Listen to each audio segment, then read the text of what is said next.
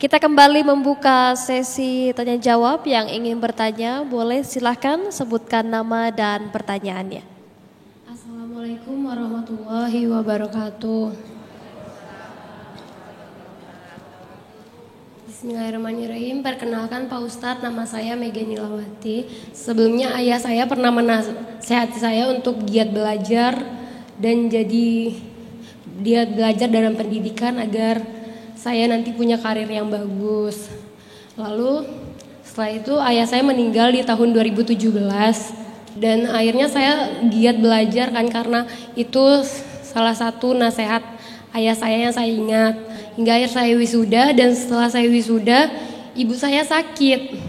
Dan ibu saya sakit saat itu ibu saya menginginkan saya untuk menikah. Sedangkan di sisi lain saya ingin merawat ibu saya. Maksud saya biarkan ibu saya sembuh dulu gitu. Dan akhirnya ibu saya meninggal dan saya belum sempat menunaikan keinginan ibu saya. Dan setelah ibu saya meninggal di tahun 2022 justru saya tidak mendapatkan kayak rezeki pekerjaan itu semakin sulit, jodoh apalagi. Dan menurut Ustadz, apakah saya termasuk seorang anak yang keras hati, dan itu apakah dosa saya juga terhadap orang tua, terutama ibu saya, karena waktu ia sakit ia menginginkan saya menikah, tapi sedangkan saya menginginkan untuk kesembuhan ibu saya. Sekian dan terima kasih. Masya Allah, terima kasih sudah membagikan kisahnya kepada kita ya Pak Ustadz. Mungkin Ustadz bisa memberikan jawaban yang terbaik kepada para penanya hari ini. Silakan Pak Ustadz. Iya, alhamdulillah, salatu wassalamu ala rasulillah. Izin Yai memberikan sedikit jawaban. Saya yang duduk di depan ini seorang laki-laki yang dulu diasuh oleh nenek saya. Jadi dulu nenek saya ingin saya membaca Al-Quran di depannya. Tapi karena saya muda itu masih nakal Yai, belum mondok. Saya SD, SMP, SMA-nya umum. Jadi nenek saya ini minta baca Al-Quran lah, nenek mau dengerin. Tapi saya enggak baca Al-Quran karena nakal. Hingga akhirnya nenek saya meninggal dunia. Sampai saat ini setiap saya baca Al-Quran, salah satu yang paling saya kenang itu nenek saya. Karena saya tidak pernah bisa baca Al-Quran di depan nenek saya. Saya diundang jadi imam kemana-mana, ceramah di mana-mana. Tapi satu orang yang harusnya melihat itu tapi malah tidak bisa. Saya sampaikan ini di awal, mungkin agak mirip. Ketika beliau, ayahnya ingin belajar giat tapi juga enggak belajar, hingga akhirnya ayah mendahului. Ibu ingin beliau segera menikah, enggak segera menikah, hingga akhirnya ibu lebih disayangi oleh Allah Subhanahu wa taala. Ustadz, itu kira-kira keras hati tidak Ustadz? Semua kita potensi keras hati itu ada, sebagaimana yang Kiai Syarif sampaikan di awal. Semua kita ini punya potensi untuk keras hatinya. Kata Nabi kita, Nabi Muhammad SAW, Allah lebih senang ke kita yang tadinya salah, sadar, berubah, daripada orang yang tidak pernah salah. Karena kenyataannya tidak ada manusia yang tidak pernah salah. Ini yang pertama. Sahabat jiwa yang berbahagia, tadi guru kita Kiai Syarif sudah sampaikan, semua kita punya potensi hatinya keras. Jadi Ustadz, berarti dulu hati saya keras? Bisa jadi. Terus berarti saya ini hina? Tidak. Orang terbaik adalah orang yang sadar dia salah, kemudian dia berbenah. Berikutnya Ustadz, gara-gara itu Ustadz, saya sekarang susah Ustadz. Rezeki susah, kerjaan susah, jodoh pun susah. Karena dulu rasa-rasanya saya durhaka. Bagaimana itu Ustadz? Perlu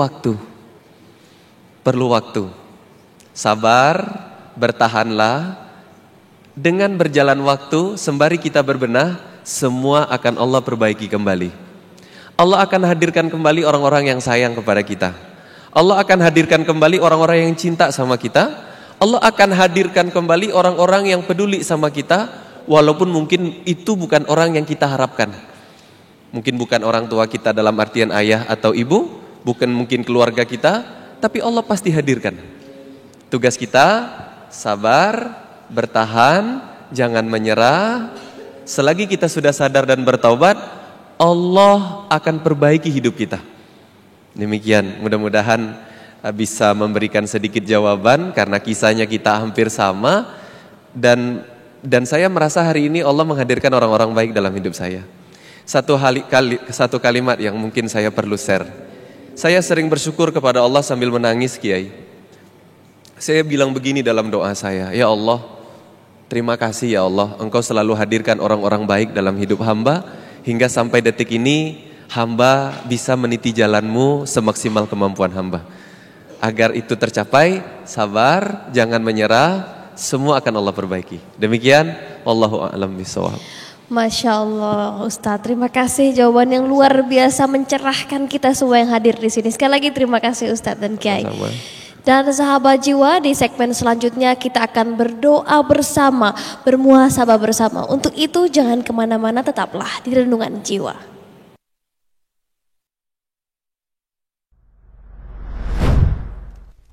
Ya Rabb, hati-hati kami berada dalam genggaman-Mu. Maka kami meminta kepadamu ya Rabb, lembutkan hati kami. Ilahana, kami sungguh berharap meminta kepadamu, lembutkan juga hati pasangan-pasangan kami.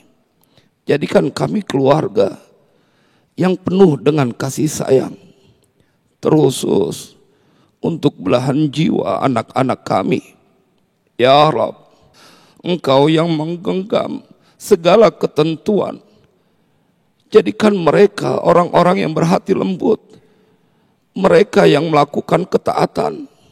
Ilahana, muliakan semua anak keturunan kami, bahagiakan mereka di dunia ini dan setelahnya nanti.